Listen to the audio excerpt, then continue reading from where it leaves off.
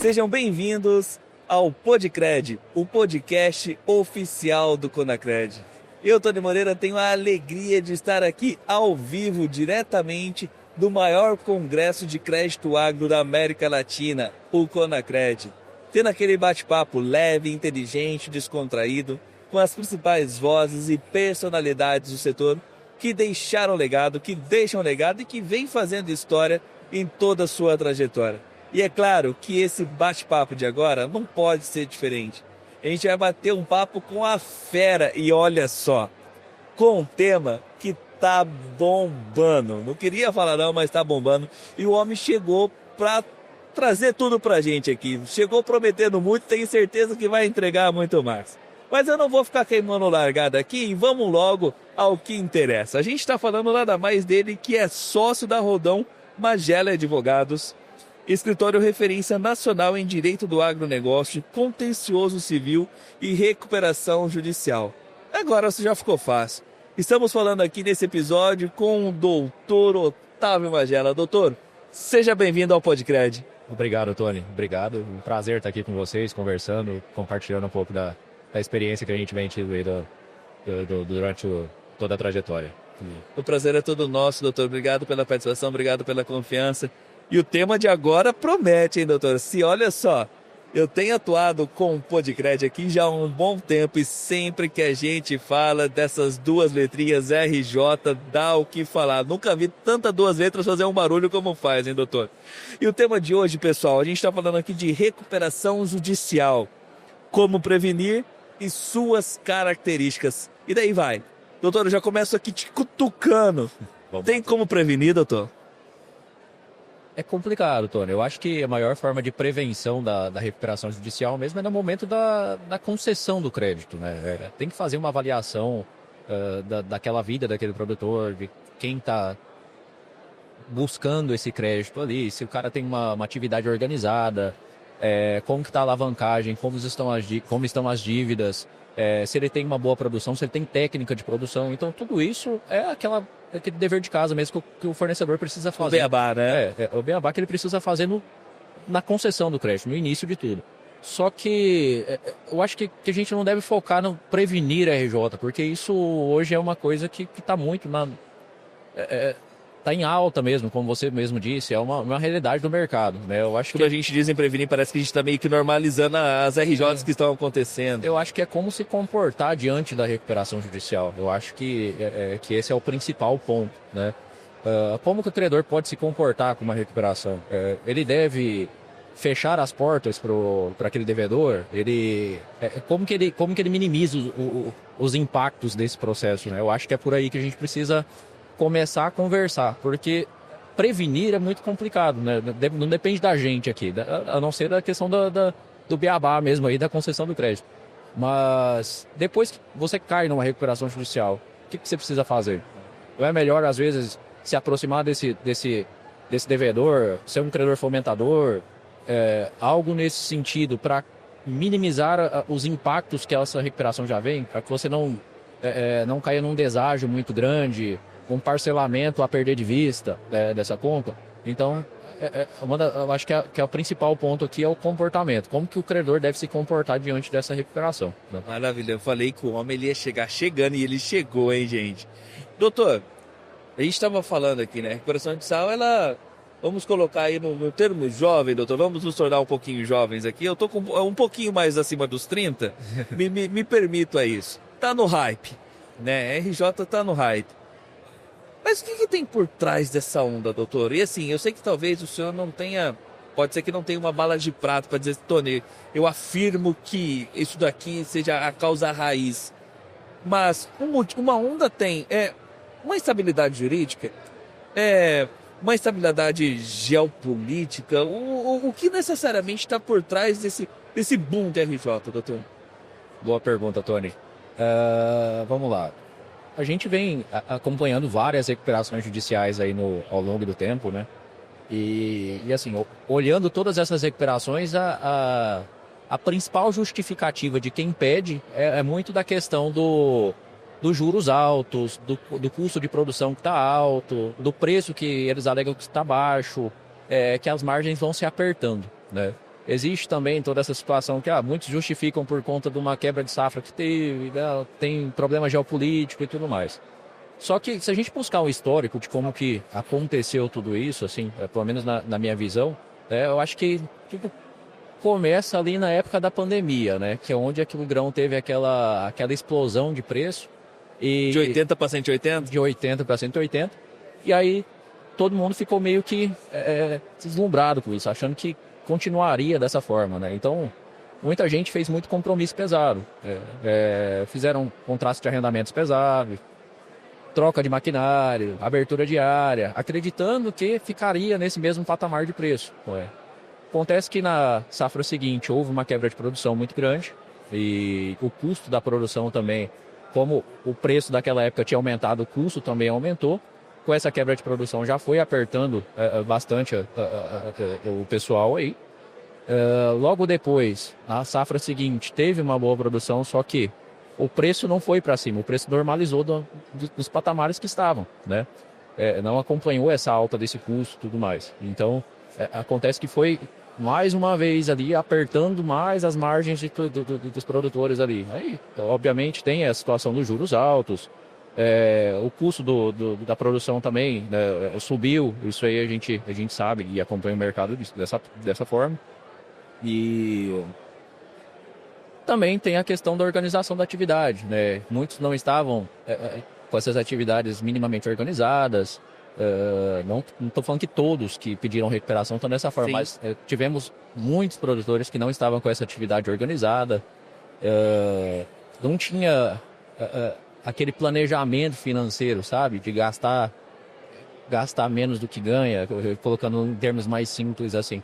E tudo isso vai gerando uma alavancagem, uma bola de neve, né? E aí, a hora que começa a ter execução de banco, execução de fornecedor, e o cara se vê numa condição onde ele vai começar a perder patrimônio, né? Tem muita gente vendendo esse sonho da recuperação no mercado também. Muitos vão por esse lado, por esse caminho, né? Pedindo essa recuperação judicial. E aí a gente chega onde a gente está hoje. Eu acredito, assim, na minha visão e na minha opinião, eu acredito que é isso que está por trás dessa onda, assim, dessa recuperação. Sim, claro, doutor. E assim, querendo ou não, o instrumento de recuperação judicial, ele é uma oportunidade lícita, Sim. Uma oportunidade saudável, né, criada para que fosse aí utilizada de maneira adequada e correta no mercado, né? Sim. É um instrumento válido e muito positivo. Para quem está acompanhando a gente, doutor, talvez a gente esteja falando aqui, a gente já começa falando de RJ, já começa a falar um pouquinho se é possível prevenir ou não, as causas, enfim, tudo mais.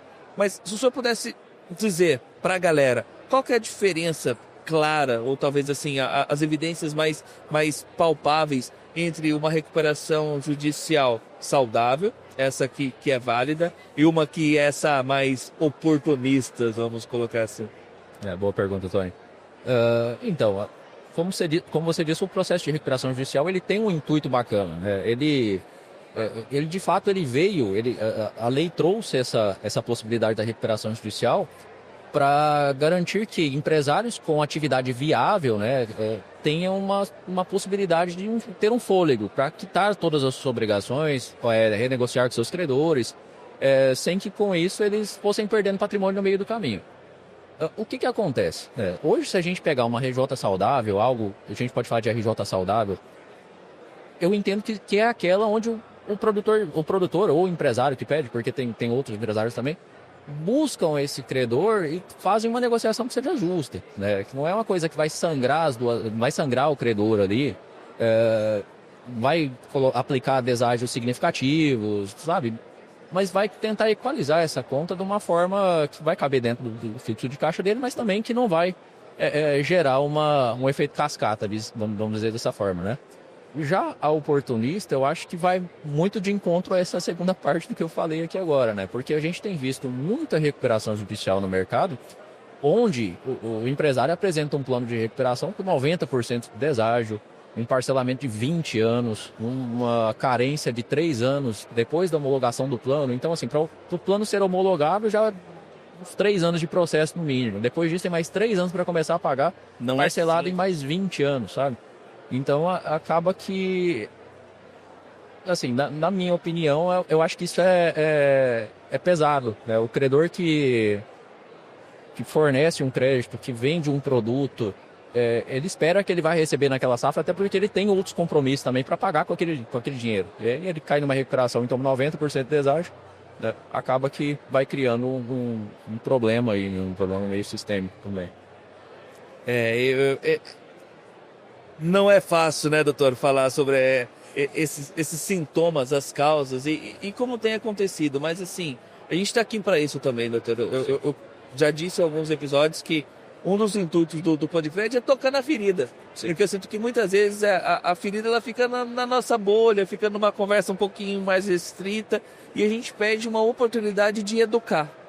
Né? Então, assim, se a gente tem essa oportunidade aqui no Podcred de talvez de falar de maneira aberta e de como realmente as coisas têm acontecido, eu vejo que a gente tem uma possibilidade muito gigantesca também de mudar esse cenário. Sim. Né? E daí quando a gente fala de mudar esse cenário, doutor, é evidente que quando a gente fala das RJs saudáveis, das RJs, vamos colocar assim, lícitas, elas ainda assim possuem alguns erros de governança, de gestão. E o senhor que está atuante nessa vertente, ali na ponta, diretamente com o produtor, quais são os principais erros, doutor, que o senhor tem identificado? Então, Tony, a gente, como eu disse no início ali, né, muito desse sintoma da recuperação judicial, né, que acontece de ocasionar esse pedido ali mesmo, é justamente a questão, né, não só dos problemas que a gente já sabe que existem mesmo no mercado, que é juros altos, mas também a falta de organização da atividade. Né? Então... Mas quando a gente... Desculpa, doutor, eu te interromper. Quando a gente fala dessa falta de organização, uma falta de capacidade... O produtor ele não tem ali uma gestão dentro da atividade dele? Seria mais por esse cenário? Ou uma má gestão tem e tem uma má gestão? Alguns têm uma mínima gestão, outros não têm, né? A gente percebe que não tem. Alguns não sabem o custo da atividade que está tendo. Por exemplo, eu acho que o básico para todo mundo, trava seu custo. E vários não travam o custo e vêm esperando que o grão vá subir lá na safra, e a gente sabe que não é isso que vai acontecer. Às vezes o preço, ao invés de subir, vai cair. E aí esse cara, com aquela produção que ele tem, não vai conseguir pagar as contas. E aí, a partir disso, ele não consegue organizar suas contas ali e vai gerando toda essa bola de neve de novo, né? Que pode, lá na frente, gerar todo esse problema que a gente falou ali atrás e gerar uma recuperação judicial para evitar uma perda de patrimônio e tudo mais. Então, na minha opinião, eu acredito que falta um pouco dessa organização também, desse planejamento financeiro, de saber se essa produção vai dar conta de fazer esse pagamento do custo que tem, se vai sobrar alguma coisa, enfim, eu acho que precisa ter um planejamento um pouco melhor, né, na minha opinião. Perfeito. E assim, doutor, a gente está falando um pouquinho aqui sobre produtor rural, né? Sim. Mas existe uma outra ponta também que é o credor. Sim. Né? Assim, como que o credor ele pode se preparar melhor? Né? Porque a gente falando um pouquinho aqui do nosso tema, a gente está falando de como prevenir e suas características. Né? Como que o credor ele pode abrir o olho e falar assim, opa, acender um alerta ali para ele? A gente precisa entender os sintomas dessa inadimplência, né, Tony? Então, quando o credor ele precisa estar muito próximo de toda a sua carteira de clientes. Eu acho que essa é o principal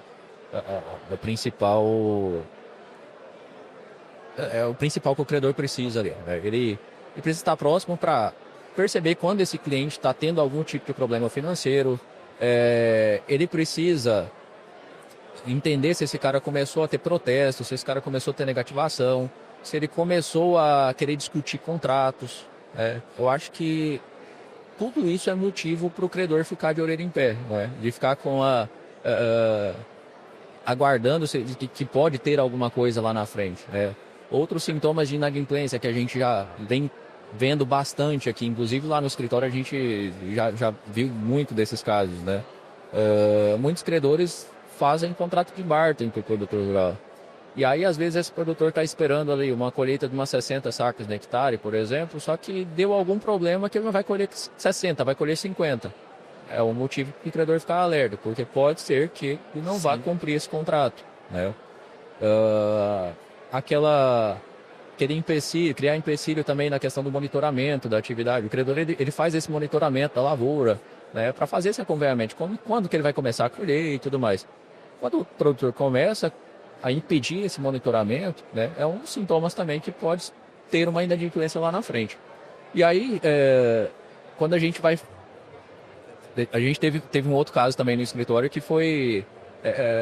o cara Virou case. Virou um case mesmo ali, né? Onde nosso cliente forneceu todo o insumo do produtor e tudo mais. Só que ele não entrou com uma ação para discutir um contrato, alguma coisa nesse sentido. Ele já pediu logo uma recuperação judicial, né? Pouco antes da colheita. Então a soja dele estava ficando pronta para a colheita, tudo, ele já pediu uma recuperação judicial direto, né? A gente estava acompanhando isso muito de perto. A gente conseguiu nessa oportunidade levar isso para o nosso cliente, né? Que ele já tinha pedido essa recuperação judicial. E aí a gente agindo no time correto, tudo, a gente conseguiu ainda restar esse grão. Depois de toda a discussão, acabou que o nosso cliente ainda ficou com esse grão, depois de discussão em tribunal e tudo mais. Mas é uma das coisas que precisa também, aquela parte que eu falo, né, onde o credor precisa ficar perto dessa carteira de clientes, né, ter um acompanhamento muito de perto com o jurídico especializado, e também o pessoal da ponta lá, né, do comercial, todo mundo olhando e como que está o comportamento desse produtor. Doutor, aqui é mais uma das perguntas provocativas aqui, né? Tocando o vespeiro do marimbondo aqui. Das que o senhor tem acompanhado e até mesmo estudado, né? O que vem acontecendo em todo o território nacional. As RJs, elas têm um interesse muito particular quando acontece. Quando eu quero dizer um interesse particular, sair pegando dinheiro no mercado e fui gastar para o meu interesse próprio, fui comprar bens, que nem eu vou usar aqui um jargão que às vezes a galera fala, né? Fui ali comprar terra, fui comprar Hilux, fui comprar essas coisas, ou não. Foi ali na gestão da semente, dos insumos, de tudo isso daqui, e às vezes uma quebra de safra. Eu sei que tem ambos os casos, mas quando a gente para analisar, tem uma vertente que dá um maior direcionamento? Tony, igual você disse, tem os dois casos, né? Eu já vi recuperação judicial onde de fato houve uma quebra de produção e, enfim, o cara não conseguiu, com todos os compromissos que ele já tinha, mais o custo dessa safra, ele não conseguiu ficar em pé ali e precisou dessa recuperação judicial para dar uma travada na situação, mas ainda assim tratou esse tema de uma forma saudável. Mas também já vi casos onde, quando o cara pede uma recuperação judicial e aí a hora que coloca lá naquela questão de listas de bens essenciais, tem barco, lancha, avião, Dodge Ram, então tem, sabe... Tem uma série de fatores ali. Eu acho que o time que o senhor torce está mais aparecendo igual os demonstrativos do Corinthians lá, doutor, que aparece de tudo lá. É desse tipo. Desculpa aí, corintiano, mas eu tive que citar isso aí, tá bom? Eu sou corintiano. Mas né, doutor? Aí, ó, fisguei o coração do corintiano aqui, ó. Não, mas é basicamente isso mesmo, Tony. Então, assim, a hora que coloca lá... Um barco vai ser essencial para um cara que planta soja, sabe? É um tipo de coisa que não faz muito sentido ali, né? E tem dessa situação. E lá para dentro desse processo tem vários contratos ali que eles colocam também, às vezes até classificando de forma equivocada, mas colocando como contrato de financiamento desses bens ali dentro lá para tentar renegociar isso tudo junto, né? Então, como eu disse, tem os dois casos. E casos. Isso, são casos e casos. Doutor, e tem alguns, assim, provavelmente deve ser Mato Grosso, Goiás, assim, que deve estar acontecendo mais, ou tem algum outro estado que tem surpreendido também? Tony, o aumento de casos que teve mais significativo foi na região centro-oeste e sul do país, né? Imagino, né? O grosso do agro corre ali, querendo ou não, né? Isso, então assim, pelo que a gente vem acompanhado, a maior alta de pedidos foi em Goiás, seguido de Mato Grosso. Então, é onde teve um impacto mais significativo nessa questão de aumento de pedidos ali. Então, assim, tanto do Goiás quanto do Mato Grosso teve muitos pedidos de recuperação judicial nesse último ano agora. Maravilha. Contribuiu bastante para esse aumento. Boa, doutor. E como assessoria jurídica, doutor? Assim, qual que é as iniciativas, o papel principal? Como que o senhor O senhor fica tanto do lado do produtor quanto do lado do credor, ou tem uma vertente dentro dessa atuação de dar assessoria jurídica? Como que funciona, por favor? Isso. Nosso escritório ele é especializado em atender o credor, em atender o fornecedor, né? Hoje nós não temos advocacia para esse pedido de recuperação judicial, mas nós temos a advocacia para defender os interesses do credor ali nesse processo de recuperação. Então, é essa a nossa forma de atuação hoje. Geralmente mais revenda? Grande parte dos nossos clientes são revenda, sim. Então, a maioria, na verdade, dos nossos clientes, né, temos grandes grupos de revenda dentro do escritório. E foram os maiores casos de recuperação que a gente pegou, né? Então, são revendas que nós temos crédito com CPR, sem CPR, créditos que são sujeitos à recuperação judicial, créditos que não são sujeitos à recuperação judicial. Então, hoje nós tivemos de tudo dentro do escritório em termos de recuperação para credor. Beleza, doutor. Eu tenho até aqui uma pergunta, doutor. Sim.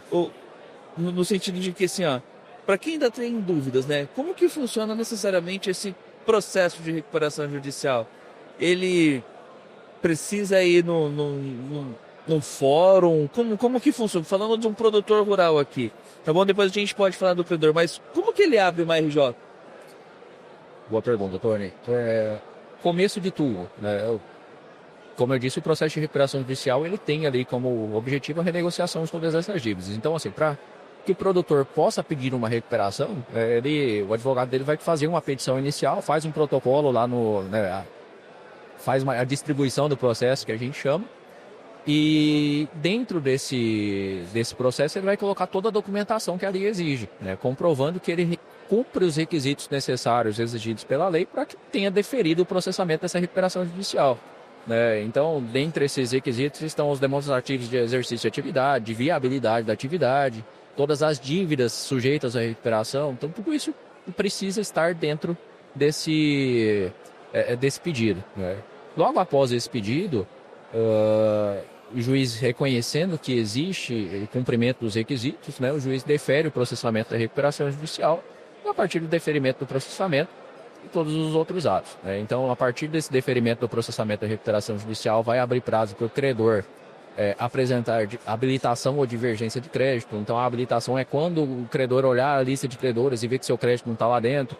Então, se é um crédito que foi originado antes do pedido, ele precisa fazer essa habilitação, e se ele não fizer essa habilitação, ele vai ficar sem voto na Assembleia Geral de Credores, e se não vai poder votar e vai ter que aceitar o que eles decidirem lá, né? Existem... Quando aqui é de quem não tem o conhecimento mesmo, claro, tá, doutor? Aqui eu digo assim, o ignorante ali de saber mesmo como que funciona. Claro. Eu já vi algumas... Eu não sei nem como me dizer o nome ali, doutor, mas quando, por exemplo, assim, for determinado a lista dos pagadores, dos credores ali que vão estar recebendo, tá, aquela ordem que às vezes são postas as listas também são as ordens de pagamento. Por exemplo, a gente sabe que tem nos documentos, nos títulos de crédito, primeiro, segundo, terceiro grau e por aí vai. Geralmente tem essa escala também para quem vai receber mais, recebe para quem está devendo mais, para quem está devendo menos. Existe uma prioridade? Então, como que funciona, Tony? Na recuperação judicial, o pagamento vai ser feito conforme o plano, né? E aí esse plano é votado por classe de credores. Então, hoje, dentro de um processo de recuperação, nós temos 4 classes de credores que são sujeitos à recuperação, que são os credores trabalhistas, né? Que são os créditos decorrentes das relações de trabalho, acidente de trabalho até 150 salários mínimos, créditos com garantia real, que são aqueles créditos garantidos por hipoteca, penhor, ponte crese. Temos créditos quirografários, que é aquele crédito sem privilégio nenhum, sem garantia, sem nada nesse sentido. E os créditos de empresas em MEI e EPP, né? Então,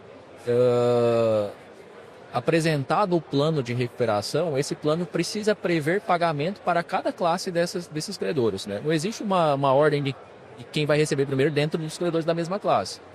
Isso aí seria mais para uma falência, eventualmente. É um plano de recuperação mesmo. É um plano de recuperação. É uma estratégia que foi feita para que o credor ou um produtor rural ele consiga honrar aquele compromisso, né? E com que, no caso ali, o produtor, o credor possa estar recebendo. Isso aí. É dessa forma. Então ele faz um plano de pagamento. E é justamente esse plano que a gente conversou lá naquela pergunta mais de trás, né? De qual é oportunista e qual não. Porque geralmente nesse plano é onde eles estão colocando todo esse deságio, parcelamento e tudo mais. Né? Esse plano ele precisa ser aprovado pelos credores. Né? Então hoje O juiz interfere, doutor, nesse plano? o juiz ele vai homologar a decisão dos credores. Existe uma situação onde o juiz vai interferir caso e é um caso específico, né, do clown down, que eles chamam.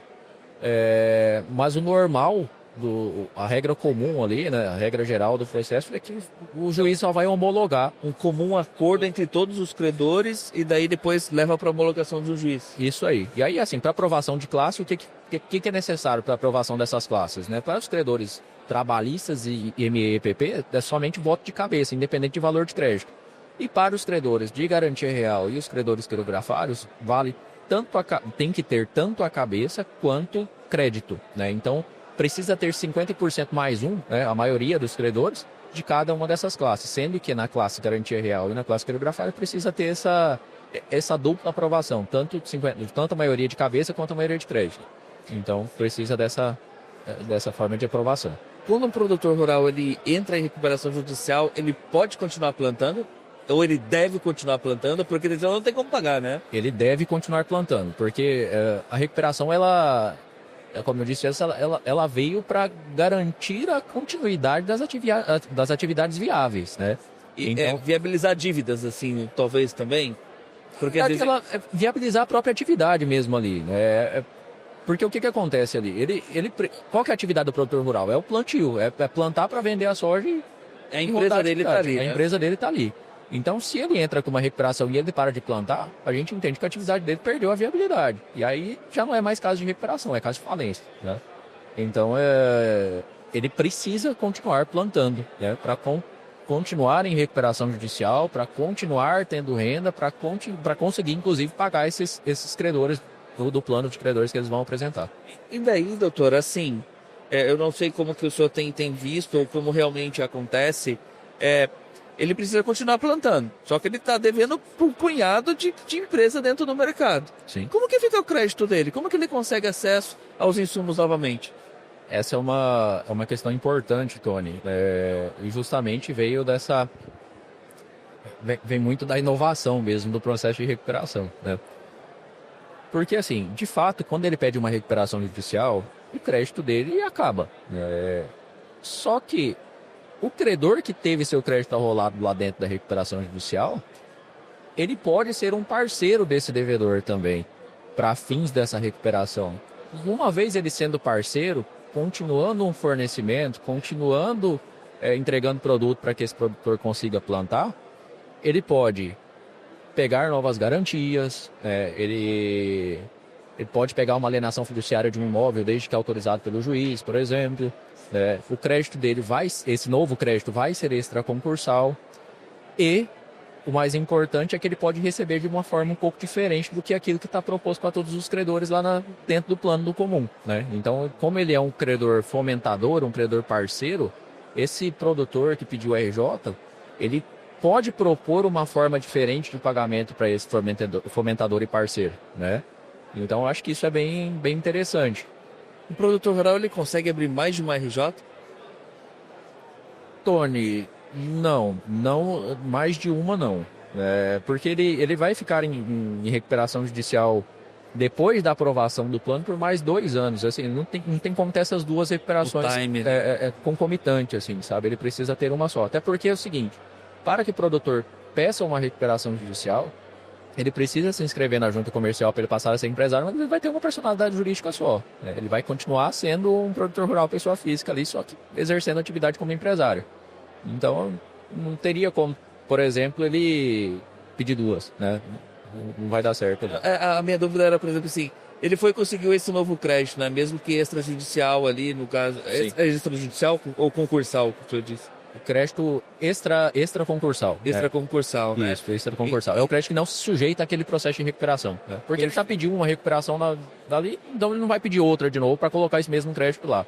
A gente já viu acontecer no caso da Oi, todas essas coisas, mas são casos mais complexos, depois de muito tempo que passa, né? Para esse crédito que é concedido para essa safra seguinte, onde esse produtor vai pagar na safra seguinte, não tem essa possibilidade. Entendi. E existe um período máximo hoje, né? Falando assim, que a lei ela determina, doutor, não pode passar, por exemplo, assim, de 20, 30 anos, ou não. Põe ano a rolar aí para que esse pagamento exista.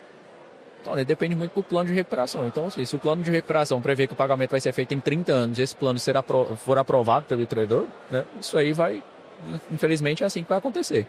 Por isso que o credor precisa estar acompanhando muito de perto esse processo de recuperação judicial. Não só para combater ilegalidades, mas também que ele possa negociar melhores condições dentro desse processo. Eu estou pensando, porque 30 anos é muito tempo. É muito tempo. O produtor pode falecer, quem assumir pode não honrar. É muito tempo, justamente é o que a gente fala, né? Por isso que acaba sendo uma coisa muito sacrificante, né, para os credores. Assim, o que pode ser feito, né? Uma negociação de uma forma melhor ali. Porque não precisa fechar as portas para quem pediu essa recuperação ali. Acho que é mais fácil você chegar e se aproximar desse cara que você vai conseguir receber seu crédito de uma forma mais rápida, né? Total, doutor. E assim, como que o senhor enxerga... Vamos falar de safra e safrinha aqui, doutor. Vamos falar 25, 26, daí 26, 26, né? Safra e safrinha. O senhor acredita que esse volume que a gente teve agora é uma tendência, doutor, para essa próxima safra? Tony, eu acredito que seja. Eu acredito que a próxima safra e a próxima safrinha a gente ainda vai ter uma... Maior ainda do que a gente teve, doutor? Não sei se maior, mas um grande número ainda de recuperações judiciais do ano que vem. Isso aí é uma coisa que já vem sendo falado. Os problemas não acabaram, né, Tony? Então a gente percebe que os problemas vão só se agravando. Então todo mundo que já estava com dívida dessa safra de agora, que não conseguiu cumprir, vai acumular mais um custo da outra safra do ano que vem. E aí vai começar aquela bola de neve. Então, assim, o produtor começa a ver a possibilidade de perder algum patrimônio com isso, né? Infelizmente ele vai recorrer a esse instituto para tentar não perder. Então, eu acredito que a próxima safra ainda vai ser um pouco pesada nesse assunto, sim. E é complicado, né, doutor? Eu escuto o senhor falando não, né? Dando uma aula, né? Tá desenhando todos os aspectos e características aqui da RJ.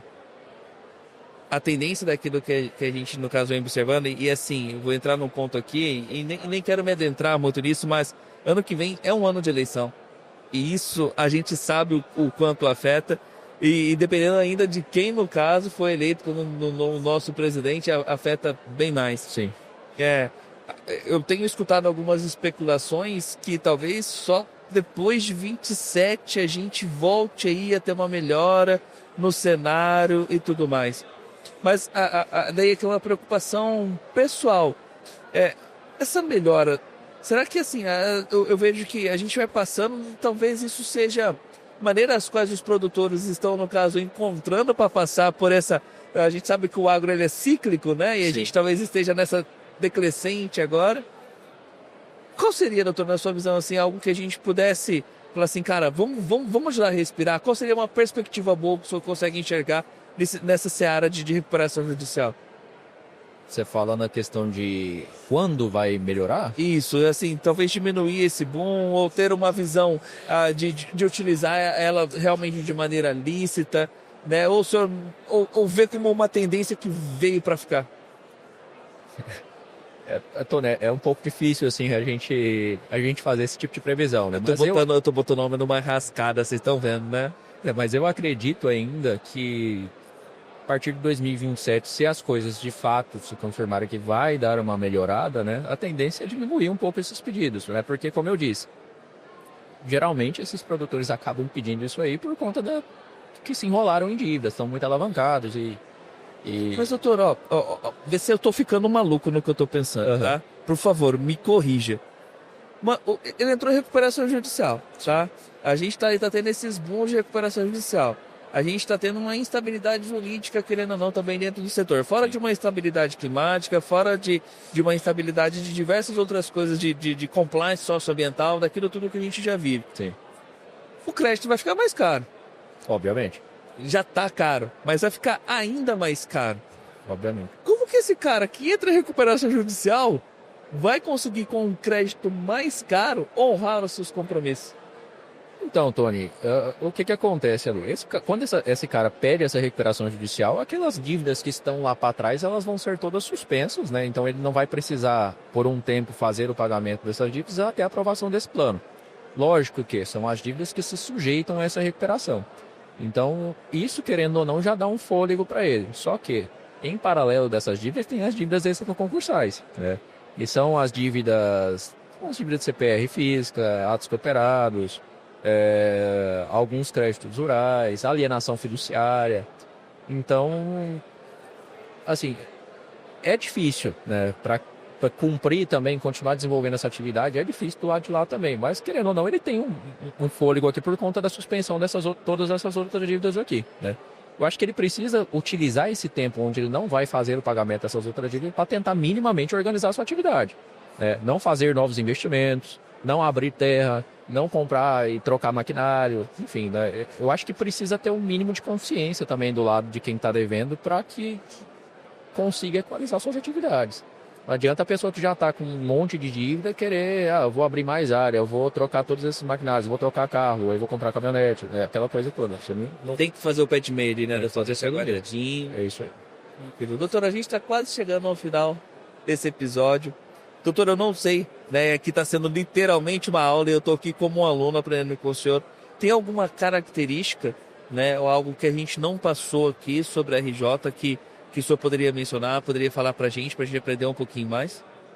Então, Tony, eu acho que o que é bacana aqui, né? Quando a gente está falando de recuperação judicial, como prevenir e tudo mais, eu acho que uma dica interessante para todos os fornecedores, né? Sim, utilizar os documentos, a estrutura correta, estruturar suas operações de forma correta para minimamente ter um poder de briga maior, um poder de barganha melhor, né? Então, assim, o que eu posso orientar a quem está escutando aqui a gente? Quando você vai estruturar uma operação de crédito, você quer fazer através de uma CPR financeira, por exemplo, você não vai colocar um penhor lá dentro, né? Você não vai colocar um penhor como garantia dessa CPR financeira. Tratar com ela através de uma alienação fiduciária, porque ela já vai fazer com que esse crédito seja extraconcursal, vai te dar um poder de negociação muito melhor. E se não tiver negociação, vai te permitir também buscar esse grão lá na frente, né? Então, assim, eu acho que ter assessoria jurídica especializada, orientando fazer todos esses contratos, organizar essas operações, estruturar essas operações, eu acho que isso é muito importante. Para quê?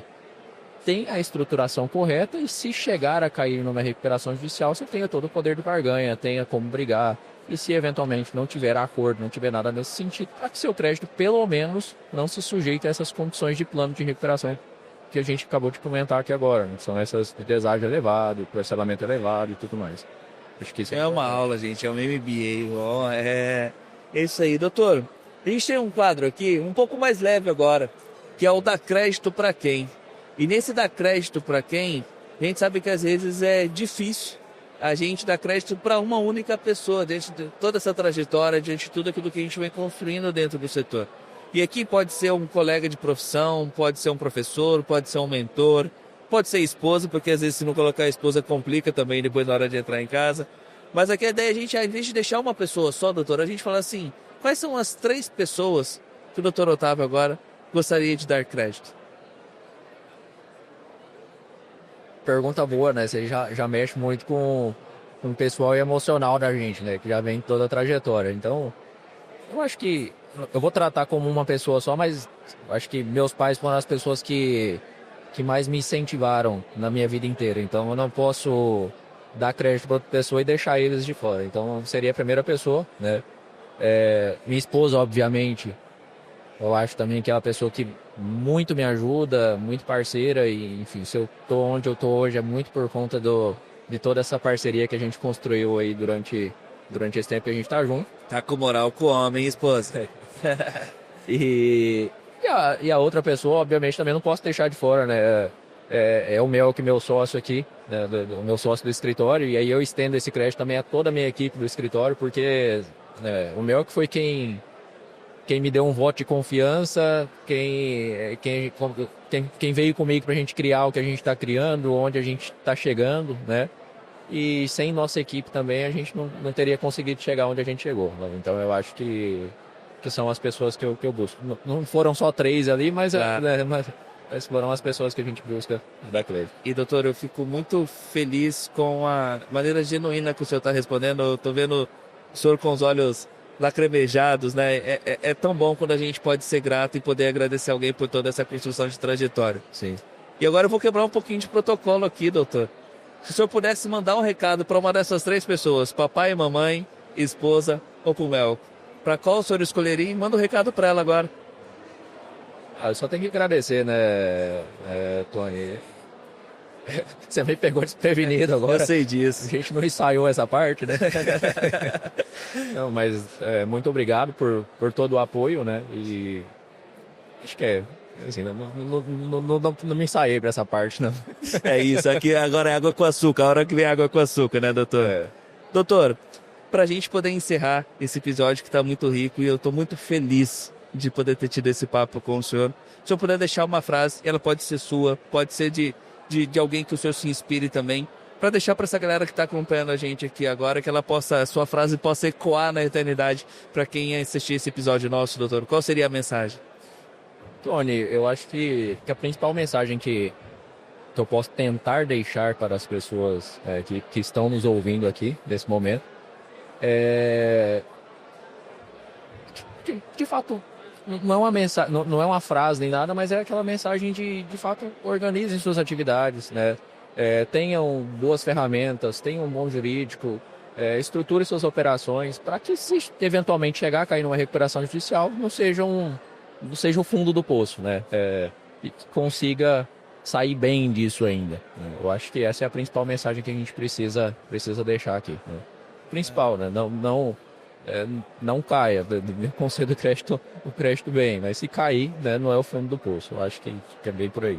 Maravilha, doutor. Doutor, gostou? Bacana, gostei bastante. Doutor, eu agradeço mais uma vez a sua participação. Obrigado até mesmo por topar essa quebra de protocolo aqui junto comigo. Eu não podia perder essa oportunidade, porque senti muita transparência, muita verdade nos seus agradecimentos. E isso fala muito com quem eu sou também, com os propósitos do Podcred. Então, obrigado por ser verdade de verdade junto conosco e topar essa iniciativa. Doutor, quem quiser te encontrar nas redes sociais, como faz? Otávio Magela, né? Tudo junto, tanto Instagram quanto LinkedIn. Bem simplesão ali mesmo. Maravilha.